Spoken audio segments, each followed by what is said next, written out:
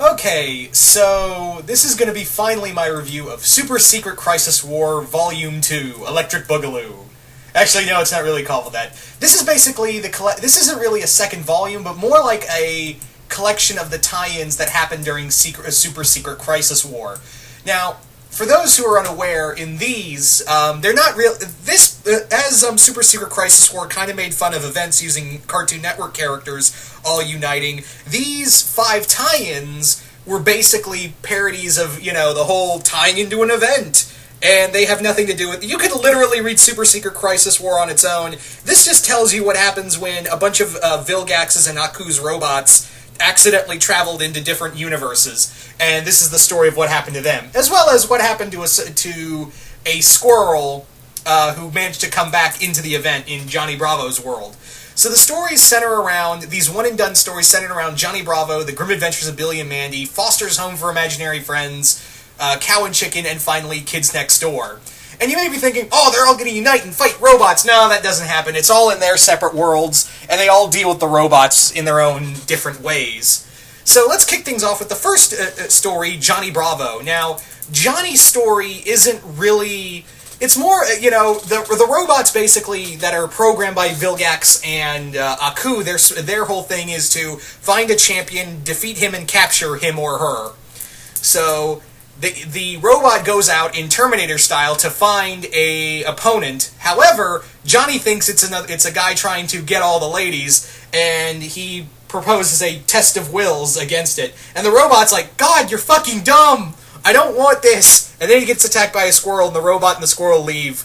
That's kind of the whole story, and Johnny the whole time... Clearly, Eric Burnham also wrote this. For those who know Eric Burnham, he continues to write IDW's Ghostbusters comics, and I think he did a great job on this. Johnny Bravo was one of my favorite Cartoon Network shows, just because of how, of how much it got away with having, I don't think you can do Johnny Bravo in this day and age without someone getting pissed off about it, because Johnny Bravo's like the embodiment of a misogynist, and, no one's going to really like this character, I don't think anyone's gonna, if they try to do a Johnny Bravo revival, it would have to be like an Adult Swim show, really, just so it can properly make fun of people.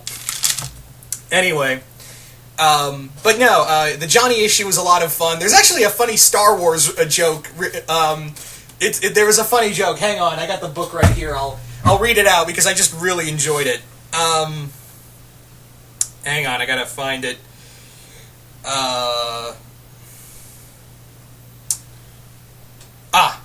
There it is. I can totally feel it, man. A big old disturbance in the universe. As if a million people suddenly got freaked out and like, I don't know, screamed or something. I can't do Johnny Bravo, so... Oh, mercy. I can't do Johnny Bravo, but basically... Also, there's a great Terminator reference in the beginning of this comic, so... This was a lot of fun. I really enjoyed the Johnny Bravo issue. Then we move on to the second issue, which is Grim Adventures of Billy and Mandy, which is written by Kate Keith, and the art's done by Troy Little.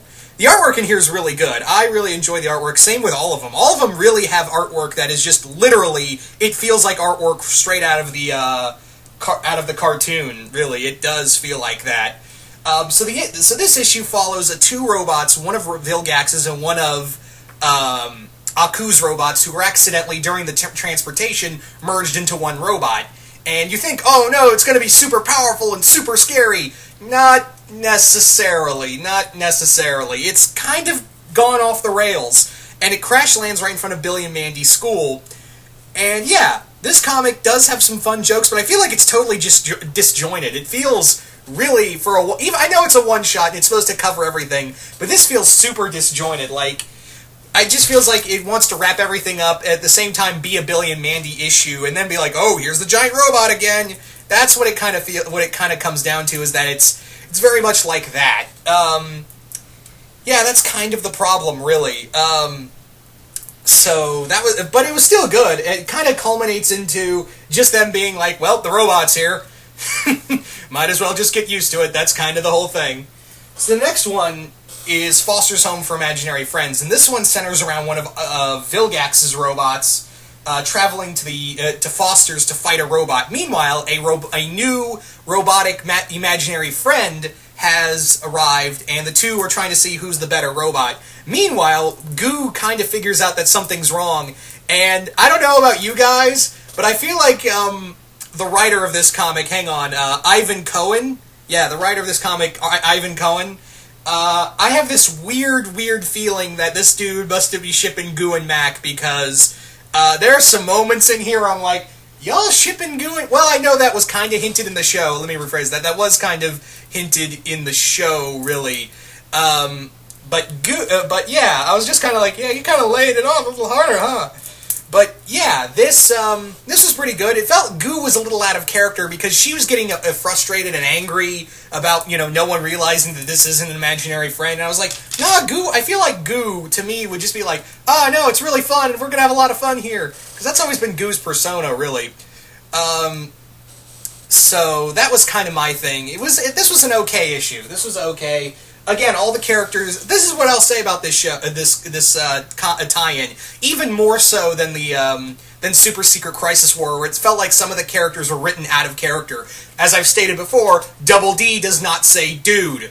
Never has he said that. He said cool! Don't get me wrong, he said cool a few times, but never once has he ever said dude. And there have been other times... And I really dig Louise Simonson's work. I really do. But I feel like Simonson... didn't capture those characters. In here, all the writers, I will say, in this tie-in, felt like they understood the characters and were major fans of the shows. So yeah, let's move on to Cow and Chicken, written by Jim Zub and art by George Malongo, who, in this one, it kind of follows, really, the same thing as, the Billy and Mandy issue. The Billy and Mandy issue where Cow becomes friends with a malfunctioning Aku robot, and Chicken's just like, God damn it, well, I'm just thrown in this shit again. The Big Red guy is here as well, and there's some, like, this guy knew how to write the characters, because seriously, there is one joke from Big Red Guy that was hilarious, and it kind of focuses on him. That's fine, because he's probably one of the best characters in the show.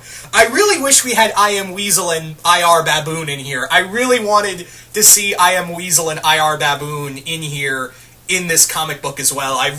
But I guess that had been too much. So finally we come to the final arc, the final issue, which is Codename Kids Next Door. And there's actually a really good they actually reference Kirk and Picard. Number 1 actually references Kirk and Picard in this issue. It's hilarious. And yeah, again, one of Aku's robots, one of only Aku's robot, travels into the Kids Next Door universe to find champions. They think, the Kids Next Door think it's a robot sent by Father. And yeah, Father and the Delightful Kids Next Door, or the Delightful Kids show up, and yeah, it just turns into total insanity. We also get the Rabot again. We also get, what was the name of that Rabot again? Hippie Hop. That's it, Hippie Hop. That's it, and this was another great one, because again, it really does capture and again, like I said before, these comics really do capture the essence of these shows. There wasn't really a bad one in any of these. I didn't walk away going, it was just there for the novelty. It felt like these were actual episodes. If it wasn't for, kind of being like, and again, it makes fun of the whole pointless tie-ins are pointless, and it does make fun of that in these 5 issues. I will say that if you're you don't really have to read the first half of Super Secret Crisis War. All you have to know is that, in fact, it actually gives you a prologue. I don't know why, by the way. I don't know why, but in this trade, they put the prelude where Aku's gathering Mandark, Vilgax, and Mojo to join his League of Extraordinary Villains in here, and not the main comic. People are just going to get confused, because in here, it shows in here of why it was put in this volume and not... Because it's only like 10 pages long. I don't know why they didn't put it in the first volume. In the main story, because now people are going to get confused if they just get the first volume and just be like, why are all these villains just suddenly together? It just feels like fan fiction. But in the prologue, it does tie together that, why Aku's plan is being made and why they're doing this. It's totally insane. Again, it makes no sense, but again, I assume they're just trying to make fun of the whole super event that's just totally ridiculous.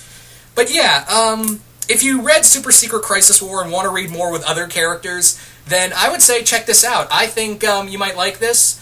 Again, aside from the prologue, which I don't know why it's in the second volume and not in the first, and understanding that, yeah, robots are now entering these universes, it's kind of like, the best way to describe this volume is kind of like Mars Attacks IDW, where these one-and-done stories involving the Martians from Mars Attacks just show up and start attacking IDW titles. It's very much like that, where there are all these one-and-done stories, more or less. So yeah. Anyway, so if you've read the second volume of Super Secret Crisis War, just comment below, let me know. What did you guys think of it? And really interested to see what you guys have to say about this. This was pretty good. I think I liked this volume more than I did the first one. I don't know, I mean, it was fun, don't get me wrong, to seeing, Samurai Jack and the Powerpuff Girls and Dexter and Ed, Edd n Eddy meet, but, I don't know, it didn't gel with me. I explained better in the review for Super Secret Crisis War. I explained it better there, because I already reviewed that. But yeah, anyway, once again, hope you all enjoyed this, and I will see you guys later.